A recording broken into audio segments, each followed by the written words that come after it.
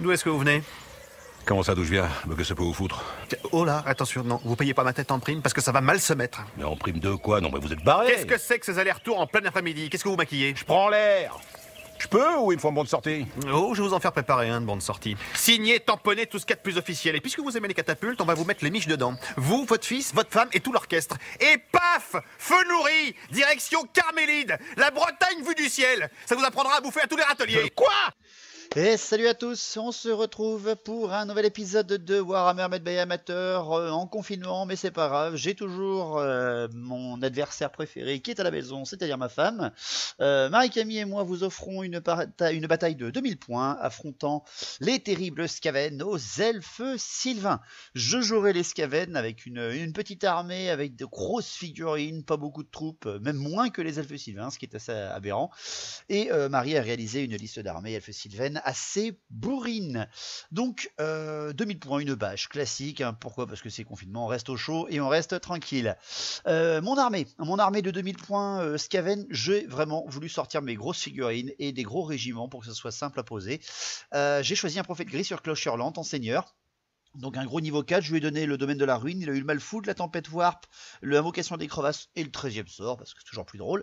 En héros, j'ai pris un prêtre de la peste sur Creuset, parce que j'adore les bourrins. Il a eu le nuage de corruption, ce qui est quand même pas si mal. Et un petit chef grande bannière, en chef Skaven. En unité de base, 35 mines de choc avec le bouclier pour se protéger un peu des nombreux tirs elfe sylvain, mais aussi accompagné d'un petit lance-feu, parce qu'on va aller chasser de l'elfe sylvain, ça veut dire qu'il y aura du bois, ça veut dire qu'il y aura de l'inflammable, donc ça c'est parfait. Et j'ai pris deux gros régiments de 40 esclaves, dont un de 39 pour y mettre ma GB, pour faire mes 500 points d'unité de base et avoir un peu de quoi tanker et de quoi prendre les coups et les tirs. Une fois que tout sera lancé en unité spéciale, j'ai pris seulement 25 moines de la peste, mais je leur ai donné la bannière pestilentielle qui, au début de n'importe quel round de corps à corps, me permettra de relancer tous mes touchés et blessés manqués.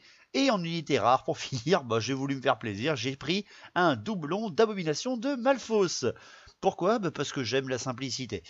De son côté, Marie a voulu faire un petit peu une liste très fluff, c'était très sympa à jouer. Pas de seigneur, elle a pris un héros danseur des ombres.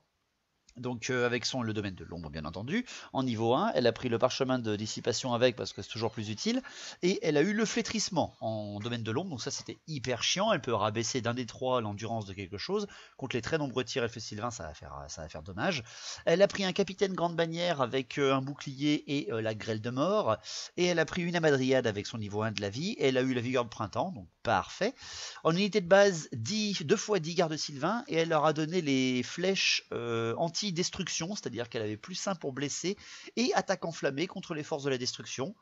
Elle me l'avait pas dit, moi je m'attendais à ce qu'elle prenne des attaques empoisonnées, mais bon, voilà.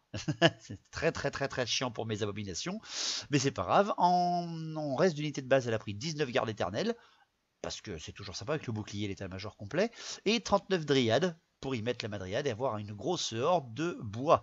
En unité spéciale, elle a pris 5 cavaliers sauvages de Kurnous avec la bannière enflammée, je ne m'y attendais absolument pas, elle m'avait pas dit. 5 sœurs de l'épine, parce que voilà, 5 sœurs de l'épine, c'est toujours sympa, pour avoir un peu plus de magie, parce qu'elle avait sinon que des niveaux 1, donc pas trop mal, avec donc la malédiction de la Drahir et le bouclier de ronce. 19 rangers du bois sauvage, les nouvelles figurines que j'ai achetées, parce que elles sont classe, même si elles n'ont pas un énorme impact, comme beaucoup disent sur la table, je les trouvais classe, je les ai eu pas cher, donc on s'est fait plaisir. Et en unité, en fin d'unité, en unité rare, 5 forestiers, voilà, tout simplement pour terminer une belle armée elfe sylvaine à 2000 points, un peu légère en troupes, il y a très très peu de troupes, on va dire, à part la grosseur de Dryad, derrière c'est des petits régiments de 20 ou de 10 ou de 5, ce qui est parfait pour moi, avec le 13e sort. Donc le déploiement de... Je me suis déployé en premier avec mes Skaven. Bon, le but c'était de bâcher, elle a placé sa forêt supplémentaire en plein centre, donc je me suis dit de toute façon il va falloir y aller. J'ai mis un petit peu miroir, c'est-à-dire en plein centre mes 2 énormes indémoralisables hyper bourrins, c'est-à-dire la cloche hurlante et le creuset. Sur mon flanc droit, donc cloche hurlante, lance-feu, esclave et abomination, et sur mon flanc gauche, creuset de la peste, esclave avec GB, pour pouvoir relancer les frénétiques et éviter de me faire avoir par de la cavalerie légère, et une autre abomination de Malphos, parce que c'est pas assez suffisant sinon. De son côté, Marie elle a déployé tactique, tactique, assez classique plutôt. Les Curnous sur son flanc droit avec les Dryades pour avoir un petit peu de blocage dans les passages où il n'y a pas trop de bois. Elle a mis ses 2 régiments derrière le bois central qu'elle avait gagné, donc la garde éternelle et les rangers du bois sauvage. Elle a mis ses 2 régiments de garde sylvain à gauche des rangers en plein milieu dégagé de Labo ou alors de la cloche hurlante. Et elle a mis ses forestiers dans la forêt un petit peu en avant, tandis qu'elle a mis ses sœurs de l'épine sur son complet flanc gauche. Donc pour les avant-gardes, elle a très vite avancé, vu que j'en avais pas bien entendu jusqu'à Vennes, elle a avancé ses Sœurs de l'Épine et ses Curnous. Et pour derrière, et bien après le premier tour a été pour les Skaven. Donc on est parti pour une bâche Skaven, Elfe Sylvain à 2000 points. Voyons voir si je vais pouvoir ramener le Corona en Atel-Lorraine. Donc pour ce qui est de mon premier tour. En mouvement, bon, je fais une avancée générale, hein. Je vais pas vraiment m'embêter. Je tente plusieurs trucs quand même parce que mes abominations, sachant qu'elle a fait des mouvements d'avancée d'avant-garde, elle a finalement ramené les Curnous à 14 pas de mon abomination de mon flanc gauche. Bon, elle a mis ses Sœurs de l'Épine trop loin de mon abomination de mon flanc droit. Mais celle de mon flanc gauche, si elle fait un beau 16, elle peut arriver au contact des Curnous. Le seul souci, c'est que ça la fait passer à travers des forêts. Bon, je tente le coup, parce qu'à 3D, à 16, bon, bah, 6 x 3, 18, hein, si je sais encore compter. Je tente le coup avec un peu de chance. Malheureusement, je fais qu'un 11, ce qui fait qu'elle s'amène en plein milieu des bois. Après, je sais que l'abomination de Balfos est capable de tanker des Curnous. Ce que je savais pas, c'est qu'il y avait l'attaque enflammée dessus. Donc, je me place comme ça, en me disant de toute façon, je vais pouvoir encaisser ce qu'il y a derrière. Pour ce qui est du reste, l'autre abomination Balfos ne fait que 8 pas, donc je l'avance en direction des Sœurs de l'Épine, mais pas vraiment. C'est surtout pour menacer en fait ces forestiers qui me font extrêmement peur et qui vont pouvoir one-shotter le lance-feu ou essayer de tirer le prophète gris ou quoi que ce soit. J'ai pas trop envie, donc voilà, je préfère lui mettre un peu de menace. Pour le reste, j'avance pas à 100% avec ma cloche hurlante, je préfère avancer à 8 pas, tandis que mes frénétiques, eux, mon creuset et mes moines de la peste avancent à pleine bille en direction des dryades, une horde contre une autre. Elle a bien fait de mettre les dryades du côté des moines de la peste, parce que c'est elles qui ont le plus d'endurance chez les elfes, mais ça me permettra aussi de menacer ces gardes éternelles ou quoi que ce soit d'autre, ça sera toujours utile. Pour ce qui est de mes esclaves, avec la GB, ils avancent en soutien, on va dire, soutien très léger, hein, de l'abomination du flanc gauche. Pour les autres esclaves, ils avancent un tout petit peu par rapport à au lance-feu des vermines de choc. Le lance-feu, lui, ne bouge pas, pour pouvoir un petit peu tirer dans les forestiers ou quoi que ce soit, vu qu'ils ont laissé la place par les esclaves. Pour la magie, déjà la cloche elle sonne à 1 dé, la cloche elle sonne et elle fait une clameur impie. Bon, l'unité avance de 1 des 6 pas, elle avance de 3 pas, bon bah voilà, elle s'avance encore un tout petit peu et vient finalement se coller avec les moines de la peste, enfin elle dépasse même un peu les moines de la peste, donc quoi de mieux. Pour ma magie après, je lance mes 2 dés, je fais double 1. Ça commence très bien, heureusement je fais une canalisation, mais par contre Marie, vu qu'elle a 3 sorciers, elle fait 2 canalisations ultérieures, parce que voilà, les 6, ça pleut quand c'est Marie qui joue. Donc directement, ben, j'ai que 2D, enfin j'ai que 3D, donc direct, ben, je tente la tempête warp, hein, le bon sort Skaven quand même, qui me donne un malus au tir à toutes les armées en face de vous, c'est très utile, donc je le tente à 3D, je le réussis. À 12, mais par contre derrière après, bah, elle prend tous ses dés, Marie, elle me fait un beau 15 de dissipation, alors que j'ai un niveau 4 et elle n'a que des niveaux 1 ou 2. Bon, c'est pas grave, c'était les petits vents de magie au début, la cloche a juste fait ding, elle a pas fait les 13 coups de la mort, donc voilà, on va dire que pour l'instant c'est fait comme ça. Pour les tirs, bah, mon lance-feu, il essaie de tirer en direction des forestiers, il peut essayer de les one-shotter, déclencher une panique, quoi que ce soit, ça peut toujours être utile. Je lance mon dé. Et je fais un incident. Voilà, je fais un incident, parfait. Je fais une fuite de carburant, ce qui fait que, comme vous le voyez, il part à 12 pas dans les esclaves. Génial, tout parfait. Je soupçonne les forestiers d'avoir trafiqué la machine la veille de la bataille. Donc voilà, il explose dans mes esclaves. Il me fait 15 morts sur 40. L'horreur absolue. Et je vois mon régiment fondre comme neige au soleil. Mais ne pas paniquer. Encore heureux. Pas de corps à corps et encore heureux vu comment ça a commencé. Donc commençons tout de suite par le tour 1 des elfes sylvains. Le tour 1 des elfes sylvains, ben, elle relâche la frénésie. Les Curnous chargent en direction de l'abo qui est dans les bois. Je me dis, ben écoute, si il me reste un seul PV à mon abo, je sais qu'elle peut écraser les Curnous, ou en tout cas vraiment leur faire très très mal. Donc je me dis, bon bah écoute, j'encaisse la charge et j'attends la suite. C'est l'attaque enflammée derrière après que je m'attendais pas dans la bannière. C'est pas grave. Pour ce qui est des mouvements, ces sœurs de l'épine viennent se placer derrière l'infranchissable, là-bas au fond, derrière l'obélisque que j'ai abattu quelques secondes avant. Bon, c'est normal, elle les protège de l'abomination qui là ne pourra pas venir les charger parce que rappelez-vous que l'abomination elle pivote et ensuite elle fonce, ce qui veut dire qu'elle peut faire une charge dans le dos, ce qui est plutôt utile si les dés sont avec vous. Derrière après, elle avance ses rangers et ses gardes éternels bien entendu dans les bois hein, pour pouvoir avoir tous les bonus que les elfes sylvains apprécient, c'est-à-dire que là elle frappe sur 3 rangs maintenant, 4 avec les gardes éternels et elle relance les 1 pour blesser. Brrr, violent, violent, violent, et derrière après, elle vient verrouiller le flanc des gardes éternels avec l'énorme paquet de dryades sur son flanc droit. Les gardes sylvains, quant à eux, ne bougent pas d'un pet. Pour ce qui est derrière de la magie, elle fait 3 et 2 et une petite canalisation pour moi aussi également. Donc finalement, ça se tient. Elle tente le Anraïr sur la cloche hurlante. Je sais maintenant ce qui se passe quand du Anraïr tape ma cloche et que je dois tester sur du 1 ou du 2. Je l'ai déjà perdu à cause de ça. Je prends le sort, mais derrière après, tout de suite, je le dissipe sans vraiment de problème, en gardant quand même des dés pour empêcher ce qui arrivera derrière. Ensuite vient le flétrissement, bien entendu, elle a raison. Hein. Elle tente le flétrissement sur la cloche hurlante, elle le passe, et moi avec 3 dés, je tente de dissiper le flétrissement qu'elle a réussi à passer. Et je me loupe, et ça c'est l'horreur, et je fais un -2 en endurance sur la cloche hurlante. Je me prends -2, c'est l'horreur dégueulasse. Ce foutu danseur des ombres, bon, en général, juste un niveau 1, c'est moyen, mais pour une 2000 points, mais là, c'est quand même le domaine qui est saoulant, quoi. Hein. Donc là, mon gros régiment de vermine de choc passe à endurance 1, et ça déjà c'est dégueulasse, et ensuite, eh bien, c'est la cloche hurlante, elle, qui passe à endurance de 4, et c'est pas la joie. Donc derrière, les tirs. Et c'est là que tu serres les fesses quand tu es un joueur qui affronte des elfes sylvains. Les tirs. Alors c'est parti. Les sœurs de l'épine, elles tirent sur l'abomination de mon flanc droit. Rien ne se passe. Ça reste quand même une abomination, la régène. Elle passe même pas d'empoisonner. Donc déjà ça m'aide. Les forestiers tirent en tir multiple sur l'abomination de Malphos. Ça fait 10 tirs à force 3. Je n'ai aucune perte de PV. C'est parfait. Derrière après, voilà les gardes sylvains. Les gardes sylvains tirent. Alors un régiment tire sur l'abomination de Malphos, 10 tirs, plus 1 pour blesser et attaque enflammée. Ça c'est à partir de là que je serre un peu les fesses. 10 tirs, moins 4 PV enflammés dans mon abomination de Malphos. L'horreur. Le deuxième régiment retire à nouveau sur l'abomination de Malphos et m'arrache 3 PV. Je vois l'abomination exploser de flammes devant moi. Impossible de la remettre en vie, car elle a pris des attaques enflammées dans la tronche. Dégueulasse, la mauvaise surprise que je ne m'attendais pas, ces fameuses flèches des elfes sylvains. En me disant, bon ben ça y est, c'est fini. Ben non, j'avais oublié qu'elle avait mis la grêle de mort sur la grande bannière. Elle tire en grêle de mort, c'est-à-dire force 4, hein, la grêle de mort, en direction des vermines de choc.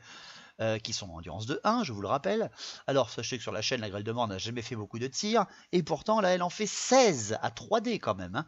16 tirs à 3D, heureusement, je ne sais pas ce qui se passe, mais elle ne fait que 6 morts. Et encore, 6 morts, c'est déjà pas mal. Mais bon, c'est la mauvaise surprise des tirs. Hein. Première salve de tir des elfes sylvains au tour 1. J'ai bien fait de m'avancer très très vite avec ma cloche et mon creuset pour tout de suite et très vite arriver au corps à corps. Parce que là, ça va faire mal. Mais en parlant des corps à corps, il y en a quand même un à ce tour-là, c'est les Kurnous qui affrontent ma seconde abomination de Malphos. Alors oui, j'en ai 2 maintenant parce que c'est toujours plus cool.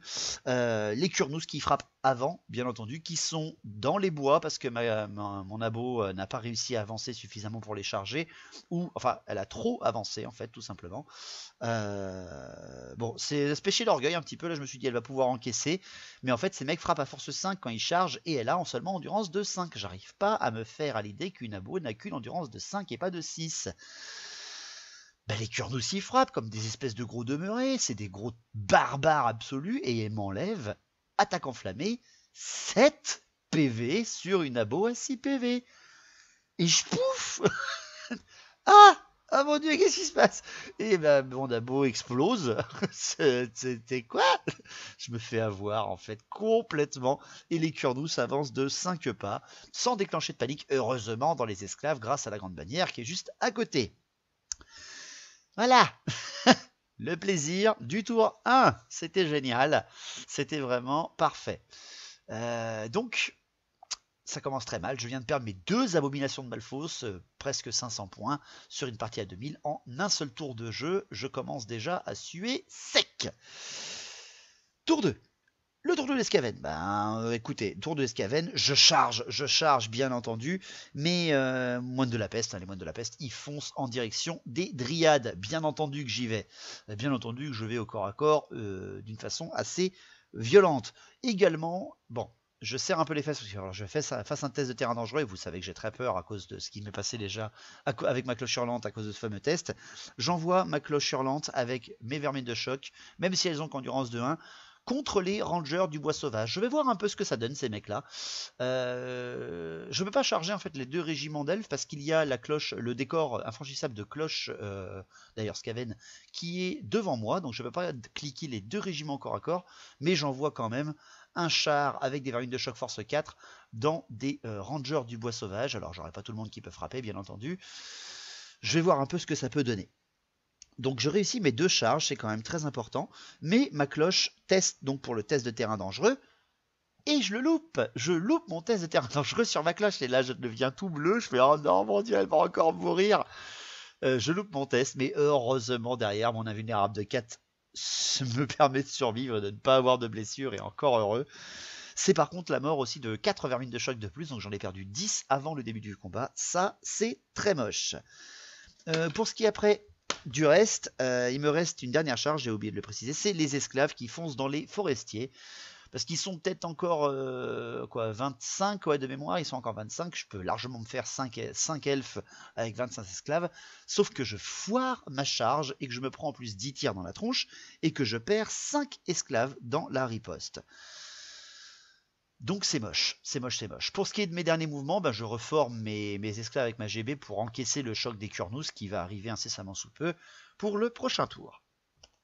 À la magie, la cloche, je sonne à 3D, je fais un glas assourdissant, c'est-à-dire que tout endurance de 7 ou bâtiment sur le terrain risque de s'effondrer. Heureusement pour les adversaires, il n'y a pas de bâtiment. Malheureusement pour moi, il n'y a pas d'endurance 7 non plus.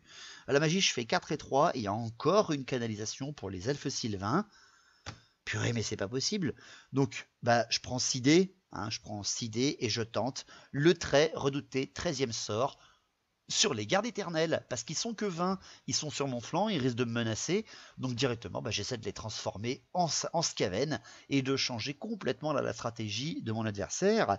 Je fais un très beau 27 sans irrésistible malheureusement pour moi, ce qui fait que derrière après le danseur des ombres, et voilà, il me fait son parchemin de dissipation et mon superbe sort qui aurait été nickel,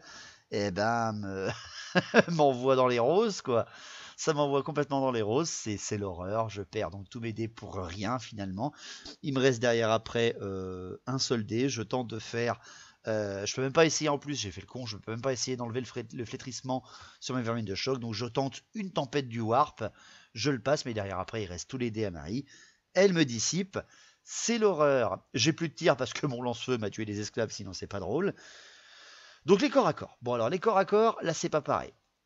Déjà tout de suite, la cloche hurlante. La cloche hurlante, bien entendu, qui affronte les rangers du bois sauvage.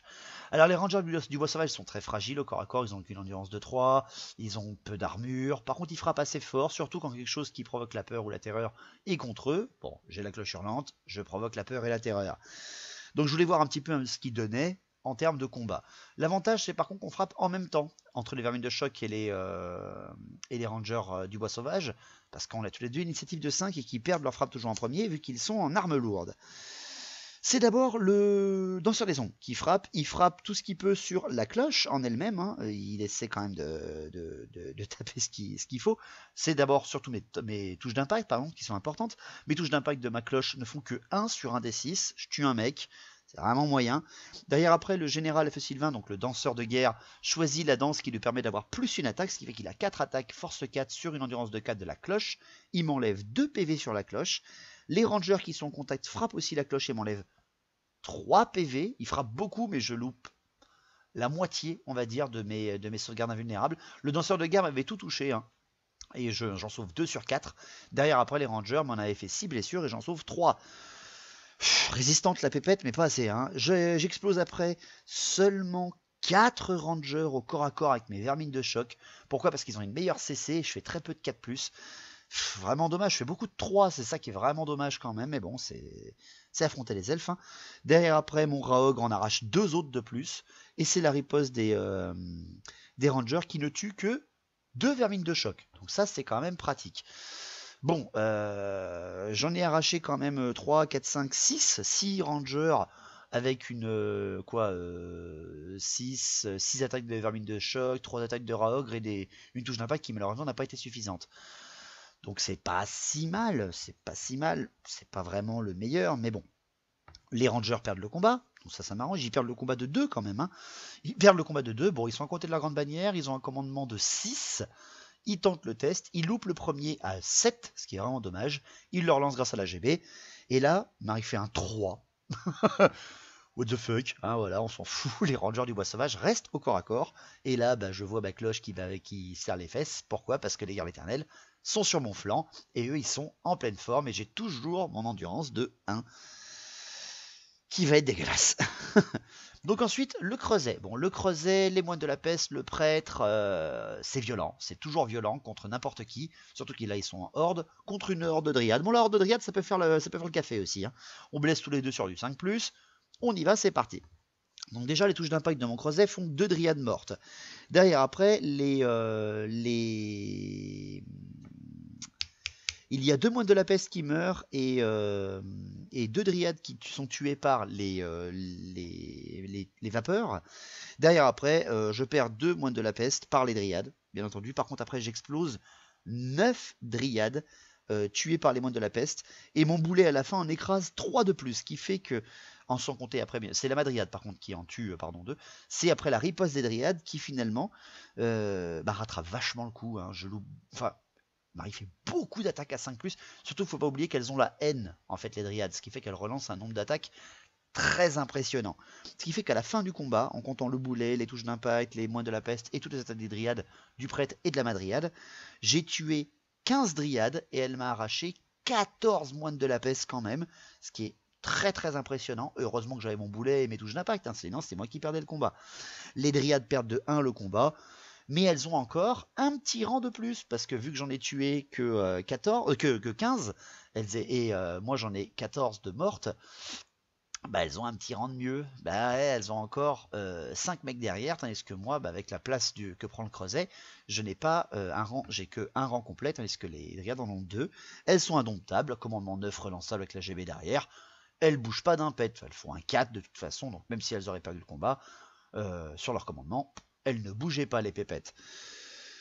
Donc un tour de Skaven qui envoie les 2 grosses puissances des cloches et du creuset dans les corps à corps et qui ne passe pas les corps à corps. Les elfes sylvains tiennent la ligne, c'est important à préciser. Donc le tour 2 des elfes sylvains, le tour 2 des nouvelles charges, bien entendu. La charge des Kurnous en pleine phase des esclaves avec la grande bannière, parce que c'est toujours drôle d'envoyer des unités d'élite contre une horde de petits ratons. Et c'est surtout la charge de flanc, l'horrible charge de flanc des gardes éternels dans ma cloche hurlante, qui n'a plus qu'un seul PV. Et oui, parce que même si je suis bloqué au corps à corps, je n'ai qu'une endurance de 4 sur ma cloche. Et ils frappent quand même fort les rangers. Donc c'est la mauvaise surprise. Pour ce qui est des mouvements, les sœurs de l'épine passent derrière les esclaves et les gardes sylvains font un très léger décalage pour pouvoir mieux tirer sur les esclaves. Les forestiers, eux, restent où ils sont. À la magie, elle fait un double 4 et en plus, on fait une canalisation chacun. Donc elle est quand même à 9D et moi à seulement 5. Elle tente la vigueur du printemps sur les rangers. Elle le passe et moi je la laisse passer. Elle récupère 3 rangers après cette petite phase de magie. Ce qui est un mal pour un bien parce que je préfère vraiment qu'elle passe la vigueur plutôt qu'autre chose. Elle tente ensuite le Hanraïa sur la cloche. Là je le dissipe. Et elle tente le flétrissement à nouveau sur le creuset par contre. Mais là aussi, j'arrive à la dissiper. Donc je lui empêche 2 sorts sur 3 alors qu'elle a deux niveaux de moins que moi à chaque fois, c'est quand même c'est pas mal vu qu'elle avait quand même plus de dés que moi. Au tir, les forestiers qui tirent en multiple sur les esclaves qui n'en tuent seulement 4, mais qui en tuent quand même 4. Les sœurs de l'épine qui tirent sur les esclaves qui en tuent 2. Les gardes sylvains, le premier régiment tire dessus, en tue 5. Le deuxième régiment tire dessus et en tue 4. Ils en explosent 15, Tous les tirs en explosent 15 alors qu'ils étaient plus qu'une vingtaine. Donc bah c'est la fuite, évidemment que c'est la fuite. Hein. Les esclaves s'enfuient. Ils ne sont pas démoralisés au corps à corps, mais bien sûr de la panique, ce qui fait qu'ils s'enfuient, ils n'explosent pas. Et ils s'enfuient juste devant les sœurs de l'épine. Ouais, c'est pas avec 5 esclaves que je vais changer la donne maintenant. Hein. Donc pour le corps à corps, bah les Kurnous déjà. Les Kurnous qui affrontent 40 esclaves, enfin 39 esclaves et un chef GB. Ils sont plus dans les bois, ça c'est important, mais surtout, ils sont frappent toujours en premier. 2 Kurnous arrivent en direction du chef grande bannière, et ils me l'explosent, hein, sans vraiment de ménagement, avant même que je puisse faire quoi que ce soit. C'est dommage. Ils m'arrachent ensuite 3 mecs. 3 mecs et 3 poneys m'arrachent 11 esclaves, vu qu'ils ont 3 attaques chacun quand ils chargent, les Kurnous. Par contre, après, j'arrive à tuer un petit Kurnous. C'est avec la riposte. C'est toujours prenable et intéressant. Donc voilà, à peu près 11 esclaves de mort. Mais les esclaves, bon, bah, ils sont là pour tanker. Ils tiennent le combat sans problème. Le creuset qui affronte les dryades. Le creuset est lancé. Les vapeurs déjà tuent 2 dryades et un moine de la peste, parce que je fais un 6 sur les vapeurs, ce qui est aberrant. Derrière après la madriade de Marie décide de frapper le prêtre de la peste qui a quand même une grosse endurance de 5 hein. Elle frappe et là elle me fait un perfecto quoi, elle me fait que des 5 et des 6 et elle m'explose les 2 PV du prêtre. What the fuck. Les dryades après frappent parce qu'elles frappent avant les moines de la peste et elles arrachent 4 moines de la peste seulement.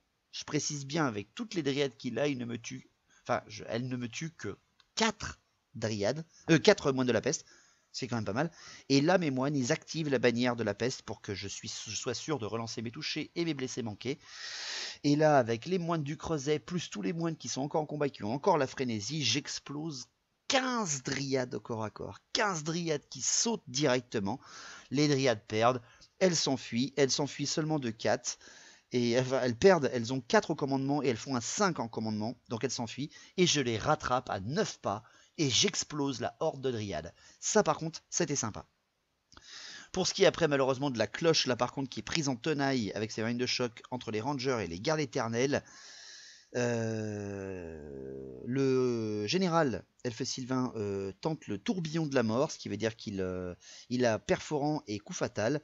Il décide de frapper la coche, il réussit, il passe une attaque, mais moi derrière heureusement je passe mon invulnérable, ce qui fait que j'ai encore ma cloche. Les gardes éternels arrivent, ils tuent 13 vermines de choc avant que je fasse quoi que ce soit. J'ai 4 vermines de choc après qu'ils sont tués encore par les rangers. Et derrière après, ben, les rangers explosent le dernier PV de la cloche. Ce qui est largement suffisant après derrière, même s'ils ne font quasiment rien après les autres rangers. Parce qu'elle avait mis beaucoup d'attaques sur la cloche pour être sûre de la tomber. Et elle me tue encore 2 vermines de choc derrière. Ce qui fait que les vermines de choc, elles sont plus indémoralisables à ce moment-là de la partie. Elles ont perdu de 15 points ou 10 points le combat. Elles s'enfuient bien entendu, elles sont rattrapées par les rangers, furieux les rangers, et les gardes éternels eux, ne les poursuivent que de 6. Oh mon dieu. Bon, voilà, nous ne sommes pas les bienvenus en Athel-Lorraine, comme on pourrait s'en douter. À la fin de ce tour 2, déjà, les lignes sont très largement enfoncées dans mon fion, si je puis être poli. Pour ce qui est du tour 3, le tour 3 des Skaven, je reforme mes moines de la peste qui ne sont plus que 12.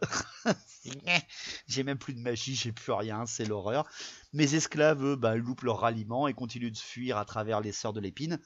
Elles lui font une petite fuite de 6 parce que c'est toujours drôle de voir des ratons passer entre les pieds de vos serfs. Voilà, j'ai rien de faisable pour la magie ni pour les tirs. Donc pour le corps à corps, c'est les Kurnous qui affrontent les esclaves. Je tue 2 Kurnous quand même dans la petite surprise. Et Marie m'explose 10 esclaves. Donc dans l'explosion par contre, les esclaves malheureusement je teste, ils ont plus leur grande bannière et ils loupent leur test de commandement. Parce qu'ils ont plus qu'un commandement de 2 là. Le chef est mort. Donc là c'est moyen, c'est très moyen. Ce qui fait qu'en fait les esclaves perdent le combat, explosent parce que là ils sont démoralisés au combat. Et dans leur explosion, vu que j'avais encore beaucoup de rangs, eh bien les esclaves font 2 plus 3 touches force 3 dans les Kurnous. Il n'en restait plus que 2. Et j'arrache les derniers Kurnous en perdant mes esclaves. Donc avec une unité de 80 points, j'arrache les Kurnous, c'est quand même pas si mal que ça. Bon, j'avais quand même ma GB dedans, mais bon, c'est une GB Skaven, ça vaut pas grand chose. Là, je me suis plutôt rentabilisé. Voilà, j'ai vengé l'abomination de Balfos en emmenant avec moi les Kurnous dans un truc absolument pas, on va dire, fantasmagorique de la victoire du héros contre le gros méchant. Là, elle a perdu ses Kurnous contre de la mouise. Bon, après, il ne me reste plus que mes moines de la peste. Ça va, ça devrait être gérable. Donc voilà, j'ai rien d'autre à faire. Hein. Pour le tour 3, les FL Sylvains, la reformation, hein, les Rangers, les gardes éternels, les gardes Sylvains, les sœurs d'Avlorn, enfin les sœurs de l'épine, pardon, qui se mettent en direction des esclaves. Les forestiers, eux, ne bougent pas. À la magie, 5 et 3, et une canalisation FL Sylvaine, parce que sinon, c'est pas drôle. Pour la magie, elle tente une malédiction d'Andrahir sur le creuset de la peste et elle fait un irrésistible. Un irrésistible, elle perd 2 sœurs de l'épine dans l'explosion, mais il n'y a rien d'autre de tenté derrière et moi je peux rien faire, ce qui fait que j'ai Andrahir sur mon creuset qui peut quasiment déjà plus bouger. Au tir, les forestiers en tir multiple plus les sœurs d'Avlorn, les sœurs de l'épine, tire sur les esclaves et on tue 4 sur 5 seulement.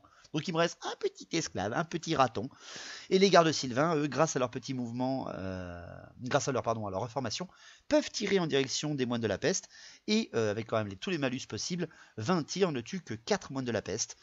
Le creuset est immobilisé. Bon, de toute façon, j'avais Andrahir sur ma tronche, donc j'allais pas bouger.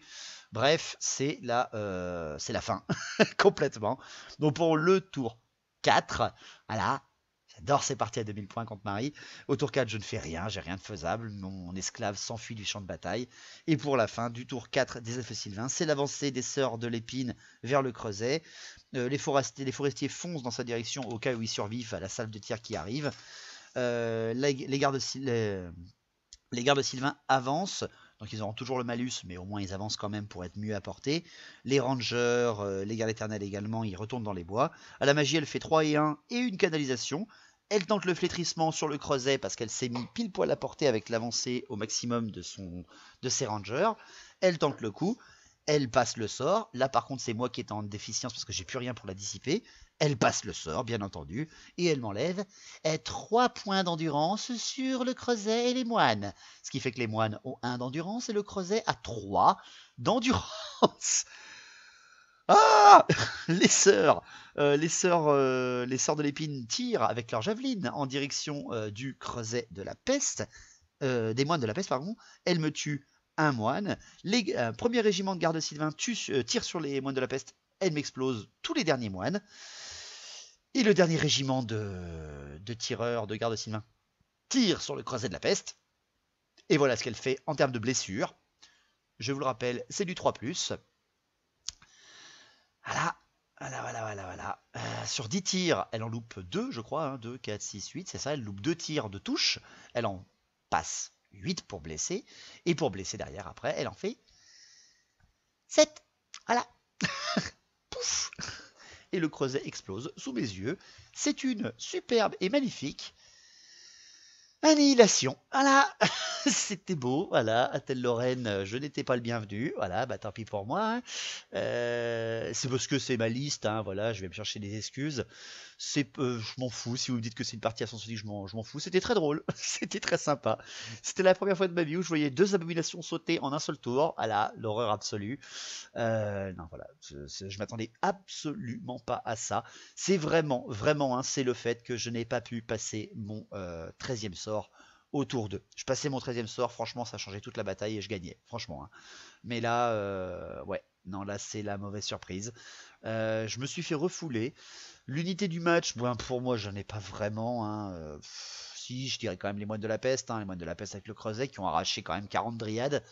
Avec une amas dryade, c'est quand même pas si mal que ça. Les petits esclaves aussi, quand même, qui ont arraché les Kurnous à eux seuls, c'était pas si mal. Mais bon, derrière, après, non. Hein, les Rangers ont vraiment fait le petit taf, avec surtout le danseur de guerre dedans, hein, le danseur des ombres. Avec le flétrissement, franchement, elle a eu le sort qu'il fallait. Très très sympa. La charge des gardes éternels sur le flanc, hein, terrible et inimaginable. Et les tirs des gardes sylvains qui m'arrachent labo au premier tour, quoi. L'horreur. Et les Kurnous, toujours aussi violents, bien entendu, dès que vous leur mettez une bannière enflammée. Bref, Très bonne petite bataille, voilà. On a bien rigolé. Donc je n'apporterai pas le Corona à la telle Lorraine. Enfin bref, tout ça pour vous dire, comme vous l'avez vu en début de vidéo, j'ai une annonce à vous faire, alors n'ayez pas de crainte. Tout simplement, j'ai un de mes joueurs, Julien, qui vend ses elfes noirs qui sont domiciliés chez moi en ce moment, et je me suis dit que j'allais les prendre pour qu'il conserve, qu'on conserve cette race sur Warhammer Battle Made by Amateur. Le seul truc, c'est que j'aurais besoin d'aide pour le financement. Donc voilà, j'ai lancé un Litchi, c'est pas seulement pour l'armée, c'est tout simplement fait pour la chaîne. Je ne demande rien à personne, c'est juste que si jamais il y en a qui donnent, eh ben c'est super sympa, merci à vous. Vous donnez ce que vous voulez, j'en ai rien à faire de la valeur. C'est vraiment pour améliorer encore une fois la chaîne. Parce que c'est bien beau, mais avec la crise du corona, eh bien, le boulot diminue petit à petit, et donc le salaire derrière aussi. Et si vous voulez que la chaîne continue, bah voilà, je vais vous demander un petit coup de main. Déjà, priorité, c'est pour investir dans tout ce que je vous montre, toute l'armée de Julien. Donc c'est pour conserver les elfes noirs sur la chaîne, sachant que les End of Time aux elfes noirs vont pas tarder d'arriver. Sachez qu'il a quasiment customisé tous ses héros, c'est une armée qui vaut vraiment le coup, il me fait un très bon tarif. Et de plus derrière après, c'est également pour investir sur des figurines uniques comme des héros qui sont quasiment introuvables aujourd'hui, des rois des tombes, etc. pour un petit peu avoir plus de choix et pour vous proposer encore plus de choses. Également l'achat d'un logiciel encore plus performant pour le montage, etc. Tout ça viendra de ce Litchi, donc merci à vous de votre participation. Le lien est dans la description en dessous. Comme je l'ai dit, c'est simplement une demande, rien n'est obligatoire. Le but de YouTube, c'est d'être gratuit, n'oubliez pas. Donc je vous remercie déjà beaucoup pour ça aussi. Donc voilà, profitez bien de votre confinement, enfin en tout cas profitez de ce que vous pouvez pendant le confinement.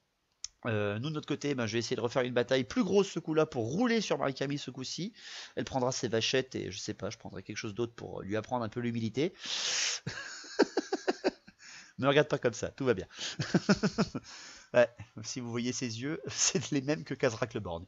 Bien, bonne soirée à tous, profitez bien, restez chez vous, soyez patients et écoutez Longue Vie à Battle, au vrai Battle. On se revoit la semaine prochaine. Ciao.